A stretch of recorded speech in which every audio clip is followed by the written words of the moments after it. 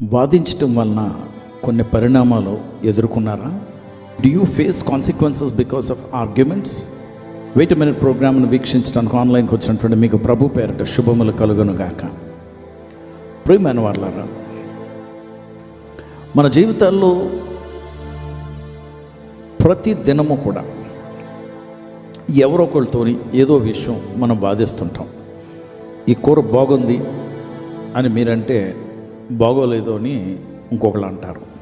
ఇది ఎందుకు బాగుంది అని మీరు చెప్తే వారు ఎందుకు బాగోలేదు, అదే నాకు ఇష్టం లేదు, ఆ ఉప్పు ఎక్కువైపోయిందో, అందులో అది ఏదో వేశారు, అదే నాకు ఇష్టం లేదు, నాకు అదే ఇష్టమే, నేను చిన్నప్పటి నుండి చూస్తున్నాను, చాలా కాలం బట్టి చూస్తున్నాను, నేను ఏది ఇష్టం అంటే అదే ఇష్టం లేదంటారు. అంటే దెబ్బలాడటానికి మీరు రెడీయా? ఆర్గ్యుమెంట్స్. ఆ లెక్చరర్ చాలా బాగా చెప్పారు, ఏడ్సాడు మొహం, ఆడేం చెప్పాడు, ఆర్గ్యుమెంట్. ఇంకా అక్కడ నుండి వాదన, రకరకాల వాదనలు, ప్రతిరోజు వాదించడమే. దీనివలన మనకి హెల్తీగా ఆర్గ్యూ చేస్తే, హెల్తీగా డిబేట్ చేస్తే కొన్ని పాయింట్లు మనకు తెలుస్తాయి, సరి చేసుకోవడానికి అవకాశం. కానీ స్టాండ్ తీసుకుని ఈ స్టాండ్ నుండి నేను అసలు కదలను, ఇందువలన నేను నా ప్రెస్టీజ్ పోతుంది అని అనుకుంటారు. చూడండి, కొంతమంది అంటుంటారు, మా పరువు తీసేశారు. ఏంటి పరువు? ఏం పరువు ఉందని కదండి. వాదనప్పుడు పరువు పోయిందంటారు. లేకపోతే ఎవరైనా ఏదైనా మాట్లాడితే మేము ఎలా కనబడుతున్నామా అని వాదిస్తారు. ఈ ఆర్గ్యుమెంట్స్ని బట్టి మనకి టెన్షన్ ఒకటే పెరగటం కాదు, ఇంకా మానసిక పరిస్థితి కూడా పాడైపోతుంది. వాళ్ళ మీద చెడు అభిప్రాయాలు, చెడు తలంపులు, ఇతరులకి వాళ్ళ గురించి కొండాలు చెప్పడం, వాళ్ళ గురించి చెడ్డ మాట్లాడటం, ఇలా రిలేషన్షిప్స్ పాడైపోతాయి. అందుకే ఏ విషయమైనా మనం దేవుడికి అప్పచెప్పడం నేర్చుకోవాలి. నిర్గమకాండం 14వ అధ్యాయము 14వ వచనంలో దేవుడు దేవుని ప్రజలను ఉద్దేశించి, ఇంకా వారు ఎర్ర సముద్రాన్ని ఇద్దరికి దాటక ముందు దేవుడు చెప్తున్నారు, మీరు ఊరికే నిలుచుండుడి, భయపడొద్దు, ఊరికే నిలుచుండుడి, యెహోవా నేడు మిమ్మల్ని రక్షిస్తారు. మీరు చూస్తున్నటువంటి ఐగుప్తులు, నేడు మీరు చూస్తున్నటువంటి ఐగుప్తులు ఇంకెన్నడూ చూడరు అని చెప్తూ 14వ వచనంలో ఏమంటారంటే, యెహోవా మీ పక్షమున యుద్ధము చేయును, మీరు ఊరికయే ఉండవలనని ప్రజలతో చెప్పాను. మీరు ఊరికే నిలుచుని ఉండండి, యెహోవా మీ పక్షాన యుద్ధం చేస్తాడు, he will fight for you. ఈ మాట తీసుకుని యుద్ధం చేసేవాడు దేవుడు, ఎస్. కానీ మనం యుద్ధాల్లో పాల్గొనాం కదా, అందుకే ఆర్గ్యుమెంట్ ఒక యుద్ధం, కోర్టు కేసు ఒక యుద్ధం, అనుదినము అనుక్షణము ఏదో ఒక యుద్ధంలో మనం ఉంటామండి. అందుకే వాదన గురించి మాట్లాడాను ముందు. ఈ వాదన గురించే మనం యుద్ధం అనుకుంటే దేవుడు ఏం చెప్తున్నారు, మీరు ఊరికే నిల్చుని ఉండండి, ఊరికే నిల్చుని ఉండండి, డోంట్ ఆర్గ్యూ, డోంట్ టాక్, యెహోవా మీ పక్షాన యుద్ధం చేస్తాడు. దేవుని బిడ్డలారా, దేవుడు మన పక్షాన యుద్ధం చేస్తే జవాబు కరెక్ట్గా ఉంటుందండి, యాప్ట్ రిప్లై. ఇంకెవ్వరూ దాన్ని ఇటు అటు తెప్పడానికి ఉండదు, అవతల వాళ్ళు నోరు మూయవలసిందే. 2 ఉదాహరణలు చెప్తాను. ఒక మారు నేను ఒక మినిస్ట్రీలో ఉంటుండగా నాకు చెప్పకుండా ఆ మినిస్ట్రీలో నేను ఒక పదవిని అనుభవించేవాడిని, ఆ మినిస్ట్రీ బోర్డులో సెక్రటరీగా. నాకు చెప్పకుండా నన్ను ఆ సెక్రటరీ పదవి నుండి తొలగించేశారు. మాట చెప్పాలి కదండి, హ్యూమన్ కర్టసీ. నేను తెలుసుకుని చాలా బాధపడుతున్నాను, ఏడవటం మొదలుపెట్టాను, దేవుడి దగ్గర ప్రార్థన చేస్తున్నాను. దేవుడు నాతో మాట్లాడారు. ఏమన్నారంటే, ఎందుకు ఏడుస్తున్నావు బాబు? ఏమీ తెలియనట్లు, చూడు ప్రభువా ఏం చేస్తారు, నన్ను ఎలా తీసేశారు, అందులో వచ్చేసి నువ్వు అసలు అక్కడికి ఎందుకు వెళ్ళావు? ఎందుకు వెళ్ళాను? నిజమే కదా, ఎందుకు వెళ్ళాను? నేర్చుకోవటానికి అది ప్రభు అన్నాను. అయితే నేర్చుకో. ఎంత సింపుల్ అండి. లేదు, నేను యుద్ధం చేయడానికి సిద్ధపడి ఆ మినిస్ట్రీ ఇలాంటిది, అలాంటి వాళ్ళు వీళ్ళు అని రకరకాలుగా మాట్లాడవలసిన పరిస్థితి వచ్చుండేది.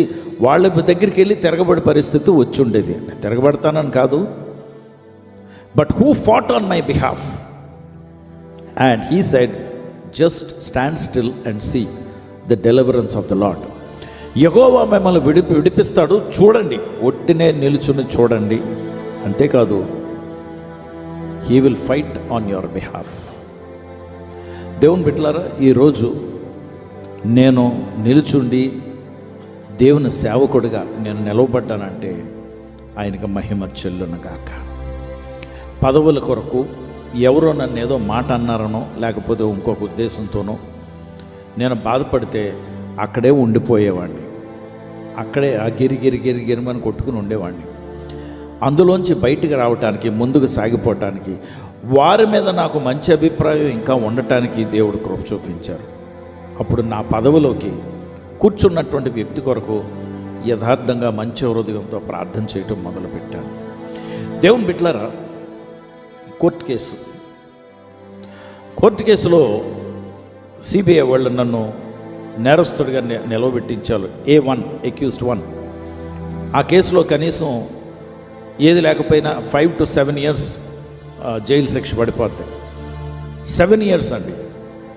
ఈ 7 years ఒక రికమెండేషన్ కానీ, ఒక డబ్బులు ఇవ్వటం కానీ ఏమీ లేకుండా లాయర్ని పెట్టుకోవటానికి కూడా దేవుడు సహాయం చేశారు. ఆయనకు డబ్బులు ఇవ్వటానికి కూడా దేవుడు సహాయం చేసేవాడు. నాకు ఎన్నో పాఠాలు నేర్పించారు. కానీ ముఖ్యమైనటువంటి విషయం ఏంటంటే, ఆఫ్టర్ 7 years నన్ను నిర్దోషిగా ఆ కోర్టులో వారు తీర్పిచ్చారు. అతను నిర్దోషి అండి. ఎందుకు ఆయన మీద అనవసరంగా ఇంత ఇబ్బంది పెట్టారని.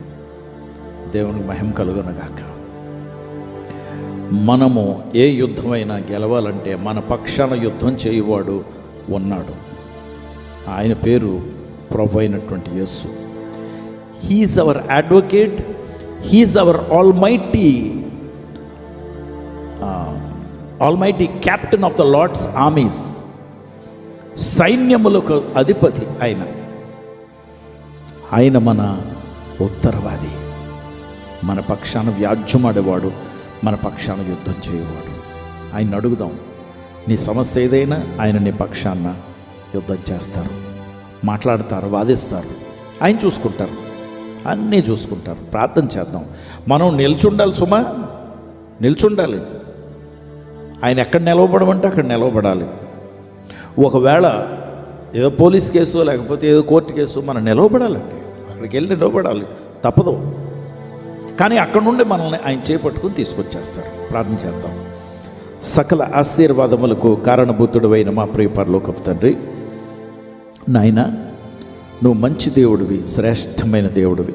నీ దగ్గర మా పాపం ఒప్పుకొని క్షమించండి ప్రభా అంటే మమ్మల్ని నిర్దోషులుగా నీవు మమ్మల్ని తీర్చిదిద్ది నాయన, ఎక్కడైనా సరే మమ్మల్ని నువ్వు బయటికి తీసుకొచ్చేయగలిగిన దేవుడివి ప్రభా.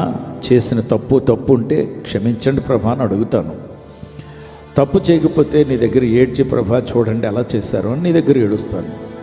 ఏదైనప్పటికీ చెయ్యని నేరం నీ మీద వేసుకుని ఎలాగైతే మా కొరకు శిక్ష భరించావో అలాగే నాయన, ఇదిగో నీ బిడ్డలో కొంతమంది చెయ్యని పనులకి, చెయ్యని తప్పులకి వారు మాటలు పడ్డారు.